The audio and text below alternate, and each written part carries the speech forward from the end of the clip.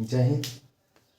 इस वीडियो में आपके लिए फिर तीसरा पंचवर्षीय योजना के लेकर आ गए हैं। इसी प्रकार से सारा पंचवर्षीय योजना मैं बता दूंगा। ठीक है, तो आप लोग वो पहला वीडियो देख लिए होंगे, पहला दूसरा पंचवर्षीय योजना उसमें करवाए थे और इसमें तीसरे पंचवर्षीय योजना को लेकर आए हैं। ठीक है, तीसरा पंचवर्षीय योजना तीसरा पंचवर्षीय योजना जो चला था वो कब से कब तक चला था, तो 1961 से 1966 तक, 1961 से 1966 तक, 1 अप्रैल 1961 से 31 मार्च 1966 तक चला था। तीसरे पंचवर्षीय योजना में सबसे ज़्यादा बल कृषि और उद्योग पर दिया गया था। कृषि और उद्योग पर सबसे ज़्यादा बल दिया गया था। देख लीजिए, सबसे ज़्यादा उद्योग और कृषि पर सबसे ज़्यादा बल दिया गया था। इस योजना में दीर्घकालिक विकास पर बल उद्योग और कृषि पर दिया गया था। उद्योग और कृषि पर दिया गया था।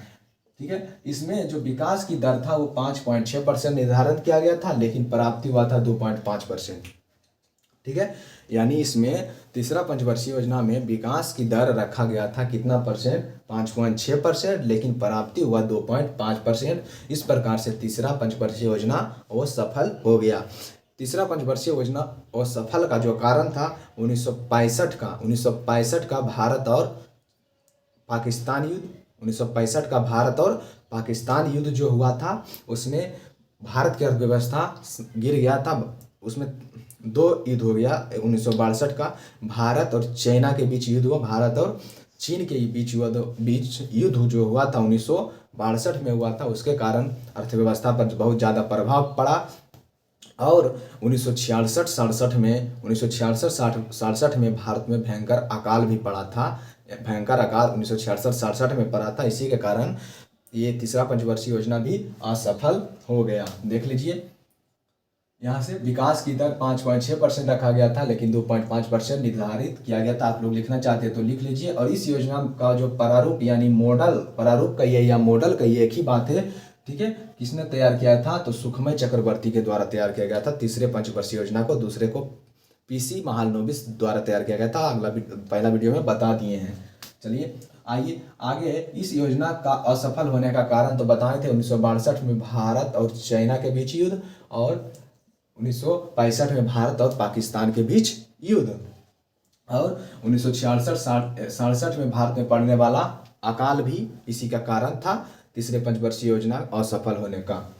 आइए, इसी योजना में भारत को व्यापार में बढ़ावा देने के लिए 1966 में अवमूल्यन किया गया था। 1966 में भारत को व्यापार में बढ़ावा देने के लिए अवमूल्यन किया गया था 1966 में तीसरे पंचवर्षीय योजना के द्वारा। एवं इसमें जो कि राष्ट्रीय आय था 5 वर्ष में राष्ट्रीय आय को बढ़ाकर 25% से बढ़ाकर 30% का लक्ष्य रखा गया था, क्योंकि दूसरा पंचवर्षीय योजना में 30% का लक्ष्य रखा गया था। ठीक है, तो बताए थे दूसरा पंचवर्षीय योजना में राष्ट्रीय आय का कितना परसेंट लक्ष्य रखा गया था, तो 25% लक्ष्य रखा गया था। और इसमें कितना परसेंट, तो 30%, 25% से बढ़ाकर 30% कर दिया गया। और 1964 में सोवियत रूस की सहायता से 1964 में सोवियत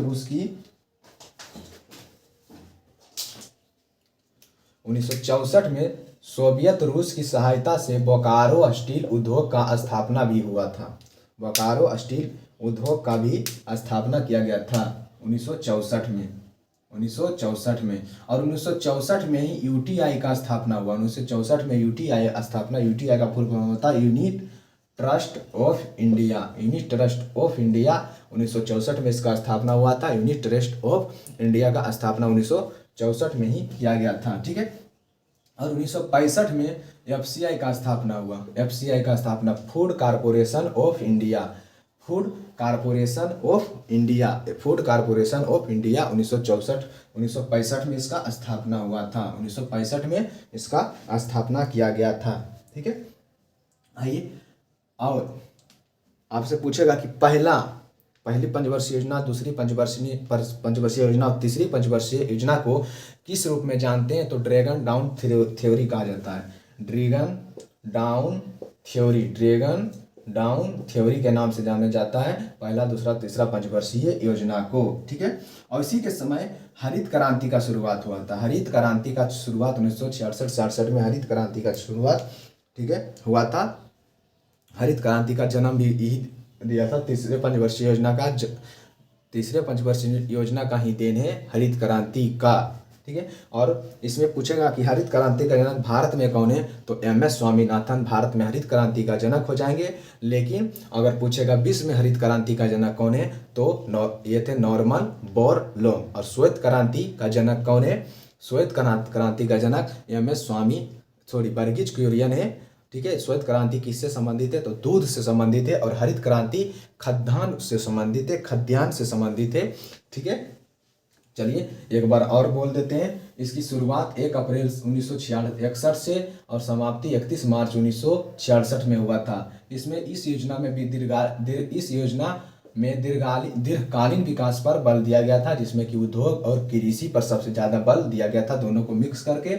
इस योजना का दर 5%, 6%, 5.6 निर्धारण किया गया था, लेकिन 2.5% रहा था। इस कारण से तीसरी पंचवर्षीय योजना असफल हो गया था। आपसे पूछेगा कौन सा पंचवर्षीय योजना असफल हुआ, ये सब पूछता है। ठीक है, ये सफल होने का कारण 1962 में भारत और चीन युद्ध, और 1965 में भारत और पाकिस्तान युद्ध, और 1966-67 में भारत में पड़ने वाला भयंकर अकाल का भी कारण था। इसी पंचवर्षीय योजना में व्यापार को बढ़ावा देने के लिए 1966 में अवमूल्यन किया गया और राष्ट्रीय आय पर 5 वर्ष में 25% बढ़ाकर 30% कर दिया गया। ठीक है, और 1964 में सोवियत रूस की सहायता से 1964 में बोकारो स्टील उद्योग का स्थापना किया गया, और 1964 में ही यूटीआई का स्थापना हुआ, यूनिट ट्रस्ट ऑफ इंडिया का स्थापना 1964 में किया गया, और 1965 में एफसीआई का स्थापना, फूड कॉर्पोरेशन ऑफ इंडिया स्थापना हुआ। और पहला, दूसरा और तीसरे पंचवर्षीय योजना को ड्रैगन डाउन थ्योरी के नाम से जानते हैं। और हरित क्रांति का शुरुआत हुआ इसी पंचवर्षीय योजना में। और भारत में हरित क्रांति का जनक एम.एस. स्वामीनाथन थे, और विश्व में हरित क्रांति का जनक नॉर्मन ई. बोरलॉग थे। चलिए, ये तीसरे पंचवर्षीय योजना का निचोड़ खत्म। उसके बाद आइए इसी वीडियो में आगे का पंचवर्षीय योजना शुरू होगा। ठीक है, आप लोग लिखिए, उसके बाद आप मिटाएंगे, अभी तुरंत मिटाएंगे, आप लोग लिख लीजिए।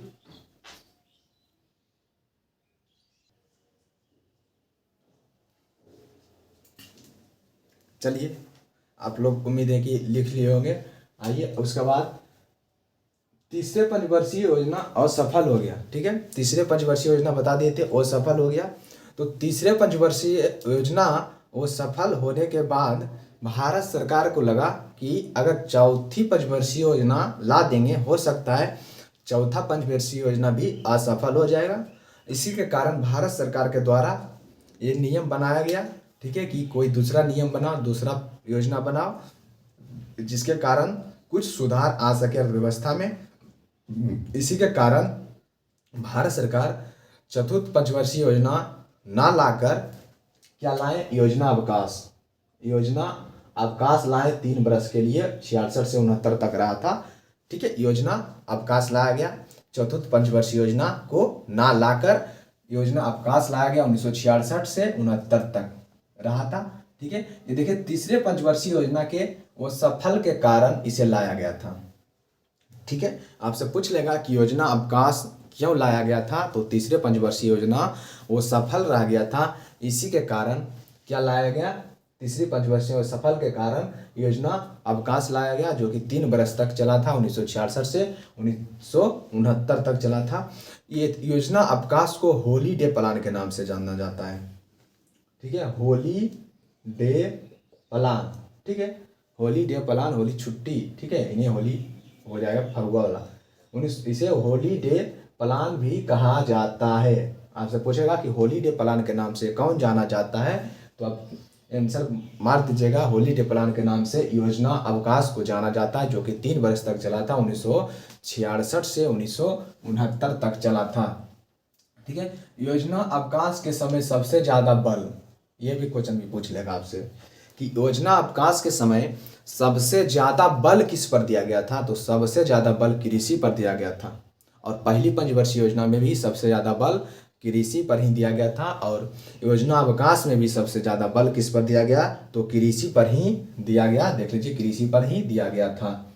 इसी योजना के दौरान हरित क्रांति का शुरुआत हुआ।